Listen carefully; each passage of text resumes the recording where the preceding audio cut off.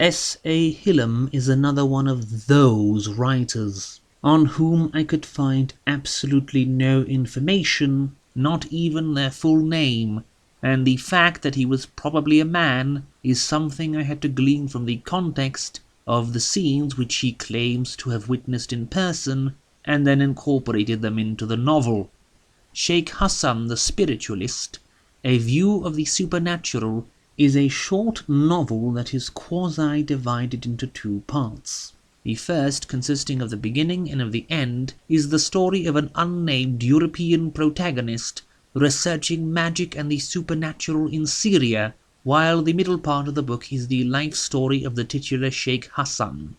The story begins in Qutayf, a small town close by Damascus on the road to Palmyra. The narrator is there permitted to attend the lessons at the local Islamic college, and during the lectures of the esteemed Sheikh Musa, he manages to glean some hints about the Ruhani, the Islamic study of magical forces, which is deemed by Sheikh Musa and others to exist, but which none of the scholars at the college will discuss, for fear of it being evil or unclean. While staying in town, the narrator makes the acquaintance of a supposed enchanter, Sheikh Qasim, who promises him to summon spirits during a private audience, but who only sponges off of the narrator repeatedly, far longer than would have been sensible. He is eventually introduced to the titular Hassan, who allows the narrator to take part in a séance, while also explaining that the great demons hold captive the books of the past and future written by Solomon, trying to keep their knowledge hidden away from humanity, but having to obey one sufficiently versed in the arts to be able to summon them, and giving the initiated knowledge of the past and future. The narrator then locks himself up at his home for 3 days in order to meditate upon the oncoming séance, as suggested by Sheikh Hassan, and as Hassan had warned him, he is beset upon at night by violent spirits who torment him to try and break his resolve.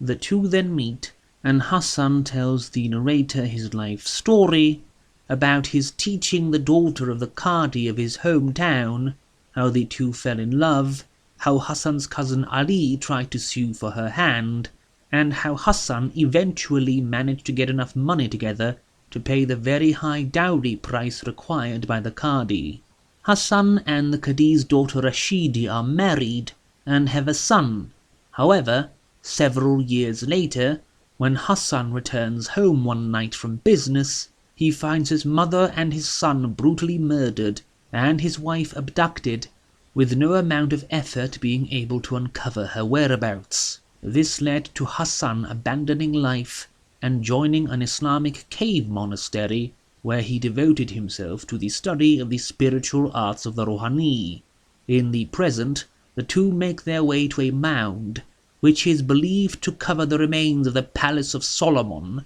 and they begin the incantation, which is interrupted by the narrator's burst of anger when he sees an illusion conjured up by the malevolent spirits of his old mother getting beaten right in front of him. The following day, as he makes his way about, the narrator finds the city encircled by angry bedouins, who demand the slaughter of the entire population because a stranger who killed one of the Bedouin chiefs happened to pass through the town earlier. The city is eventually ransomed off, but the Bedouins claim the right to kill any man from Maghreb, being the same general location the killer hails from, indiscriminately and without any other reason. The following morning the incantation is repeated till Hassan manages to call forth the spirits of Marik and Shanhorish, and with their unwilling aid manages to look into the book of the past, which reveals to him the shocking but rather obvious revelation of what happened to his wife before they are jumped by a group of Bedouins, drawn forth by his angry screams, and then murder him because he happens to come from the same vast geographical area as the killer of their chief. The novel ends with a chapter relating the ultimate fate and death of Hassan's wife Rashidi, which seems very odd as it's never revealed how the narrator learned about all these proceedings,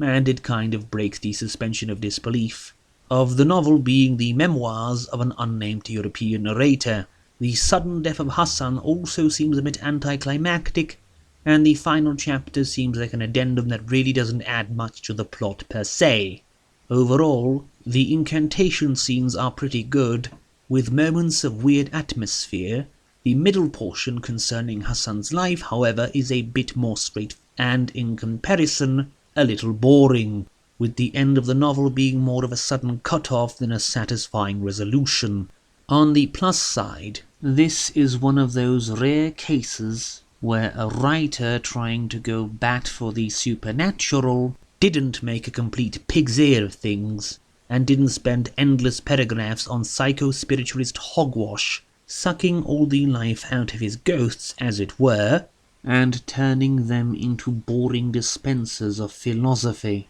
like other writers of this sort we have seen in the past.